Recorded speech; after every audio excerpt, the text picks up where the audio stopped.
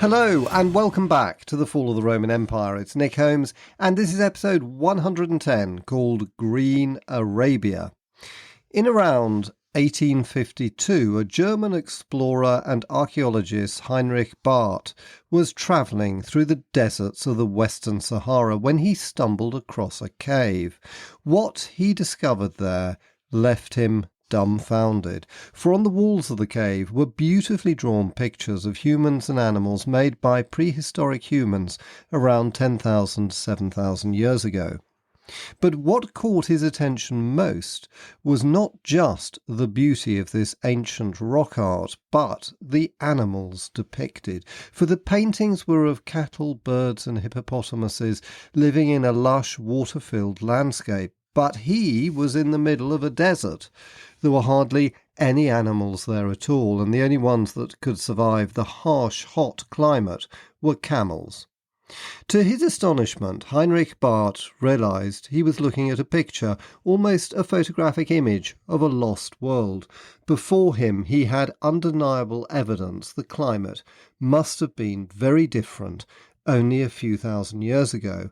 What was now a desert had once been lush, green and filled with wildlife. It was the first time that a modern human being realised the Sahara had once been green, and perhaps the first time that a human being realised climate can change rapidly.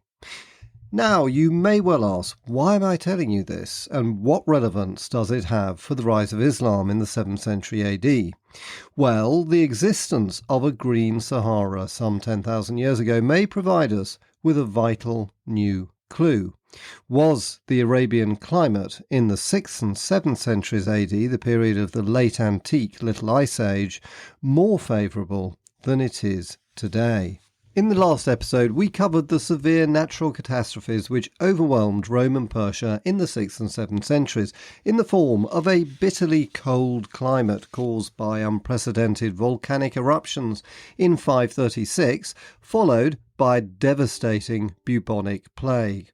And the question I want to explore in this episode is whether Arabia was not only unaffected by these natural catastrophes, but actually benefited from them, meaning was there a shift in demographic and economic power away from Rome and Persia towards Arabia.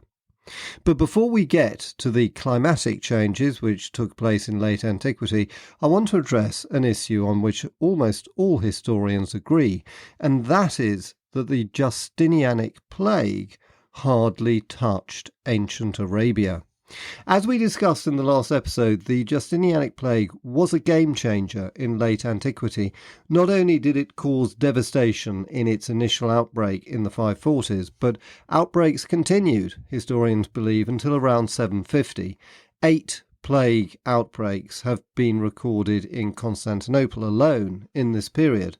After the first in 542, it struck again in 558, 573, 586 and 599.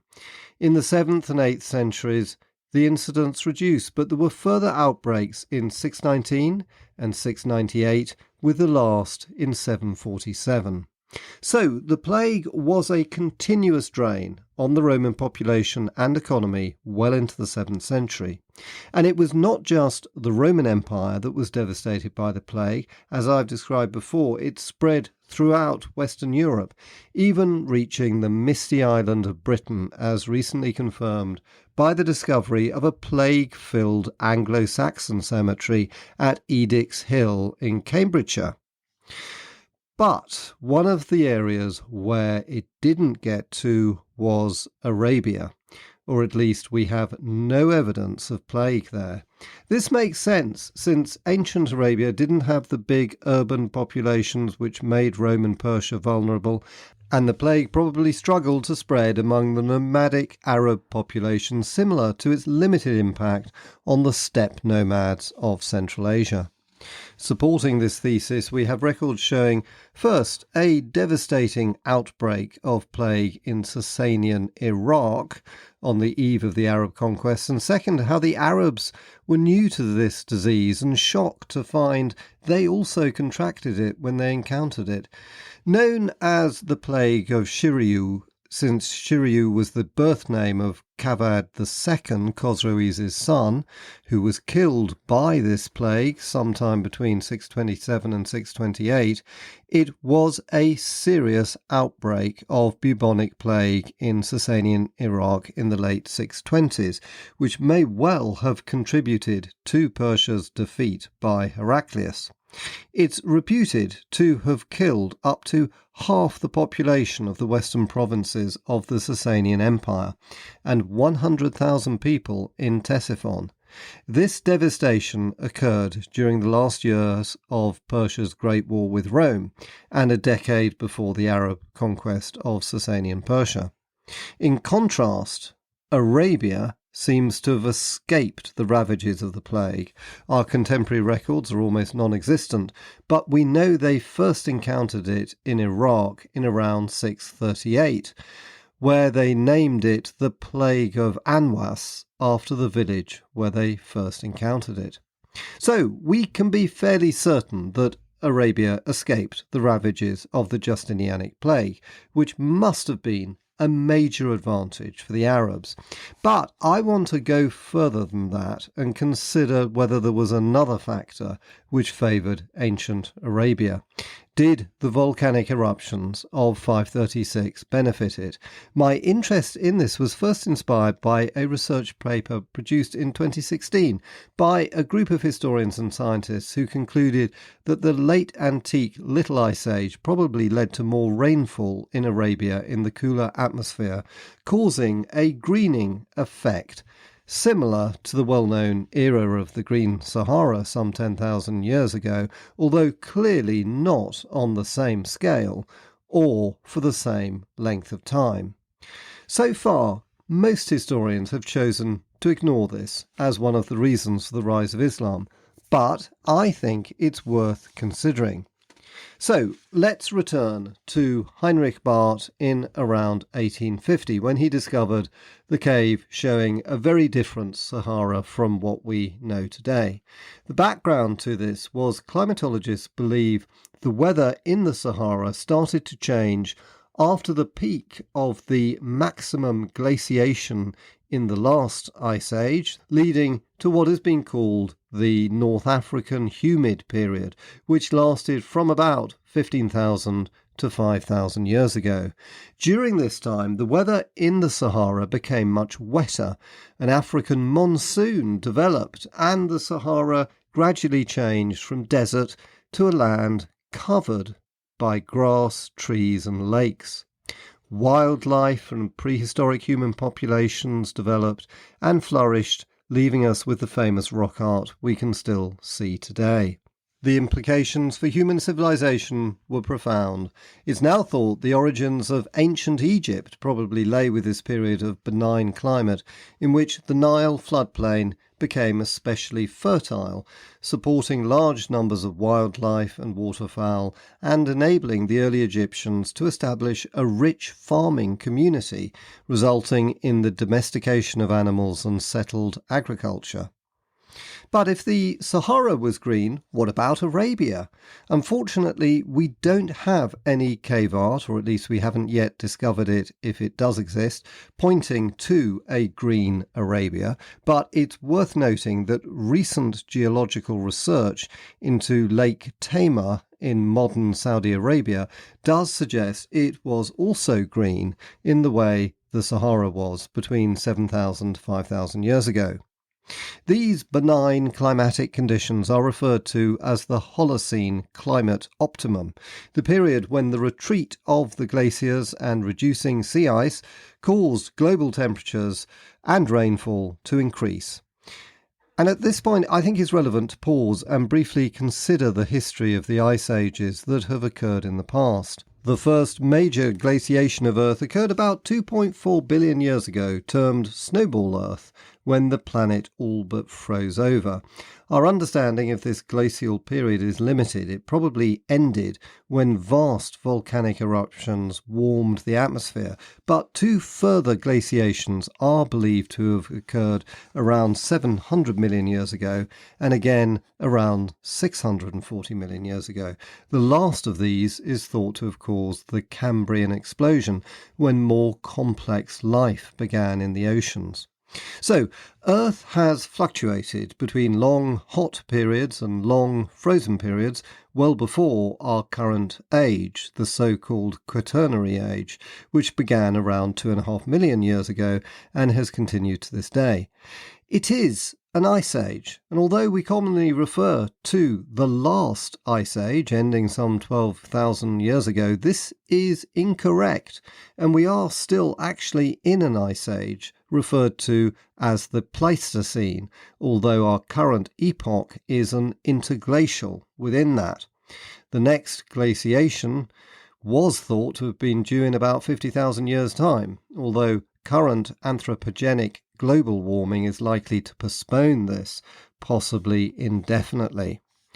During the Quaternary era, scientists believe there have been about 30 interglacials, typically lasting about 10,000 years each, which have punctuated longer-lasting glacial periods, typically of about 100,000 years each. So, what's the difference between the glaciations of snowball Earth and the fluctuating interglacials of modern times? The answer is a lot. In the snowball events, the Earth was almost completely covered with ice, whereas in the more recent ice ages, there's only glaciation at the two poles of the Earth, leaving large areas of open water at lower latitudes.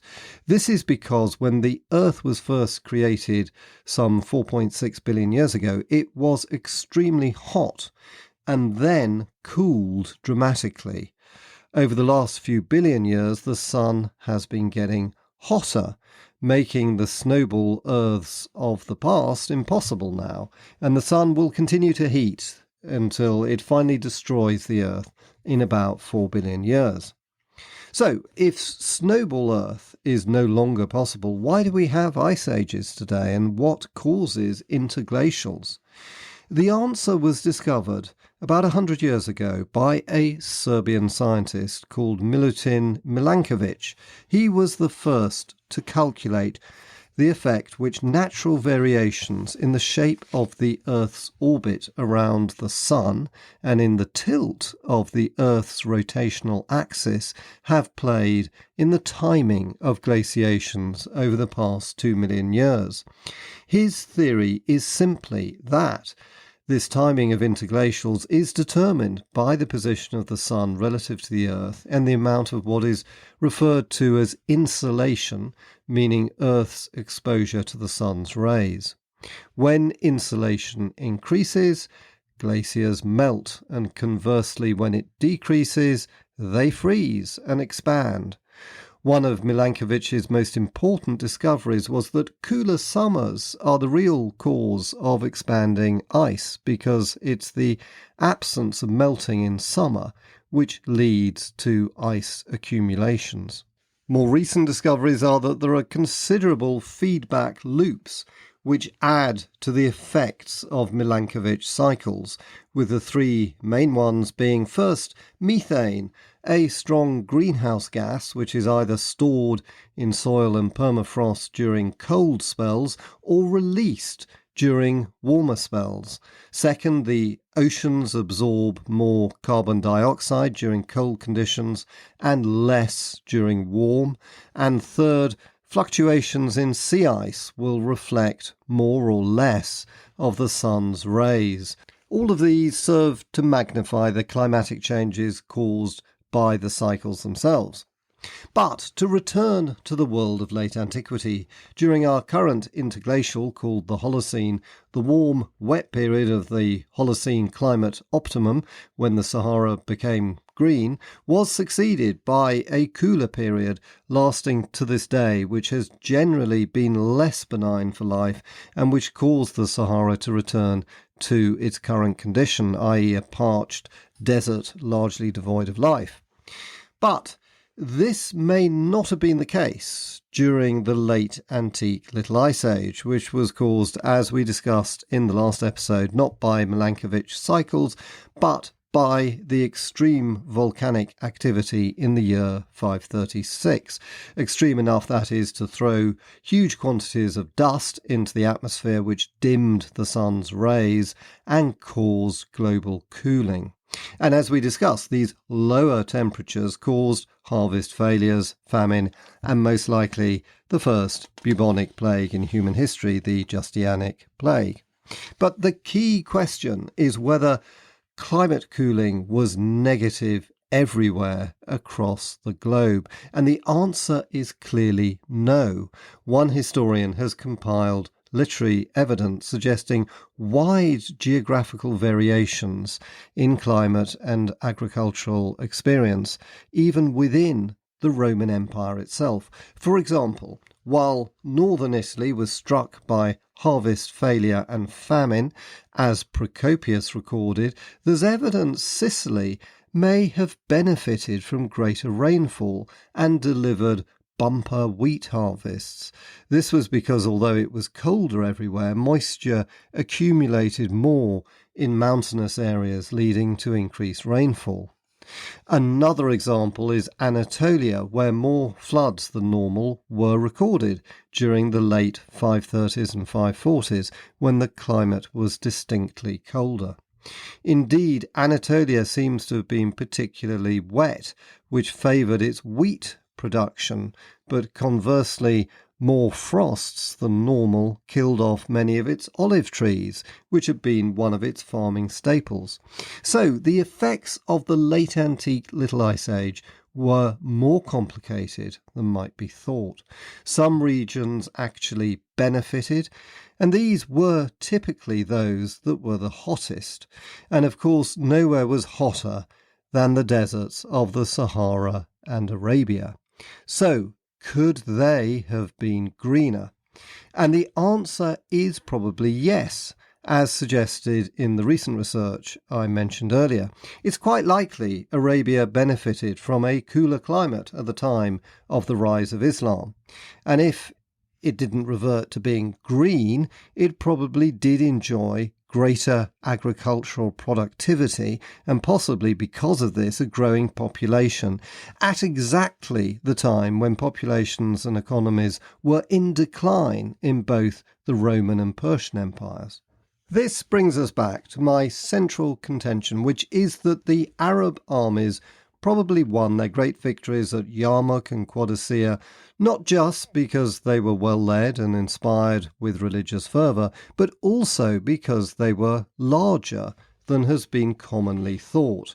Of course, the Islamic sources have downplayed the size of the Arab armies, but we must remember their aim was to glorify the heroism of their early ancestors by saying they were outnumbered.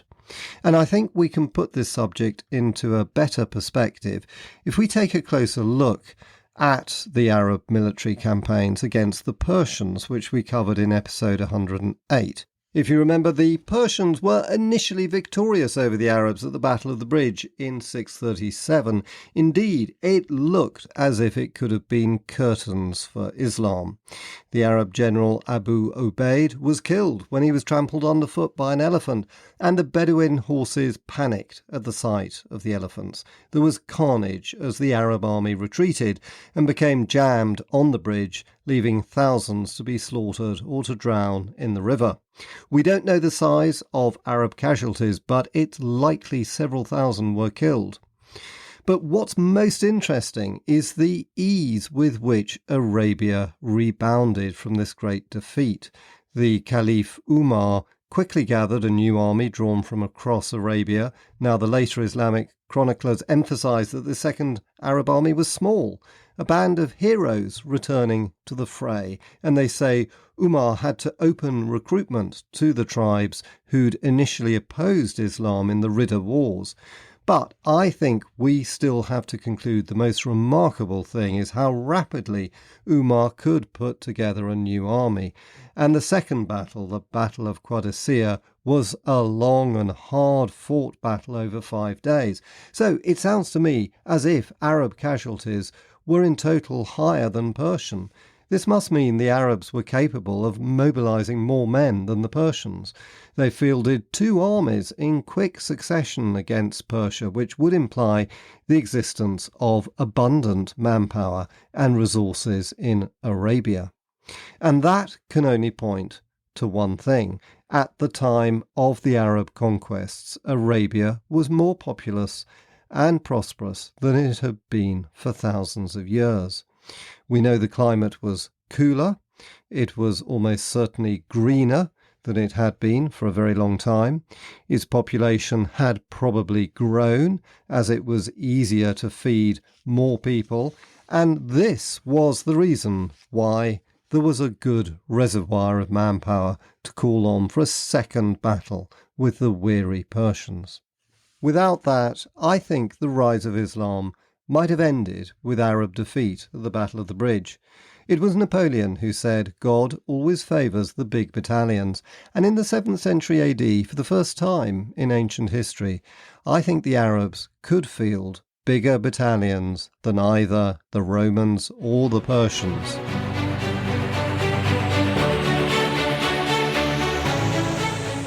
And that ends this episode. Thanks so much for listening, and I hope you enjoyed it. And we'll continue with the story of the rise of Islam in a week's time on the 22nd of March. And in the meantime, if you're looking for something to watch, check out my new YouTube videos on the fall of the Roman Empire. Link in the show notes. Thanks for listening, and see you next time.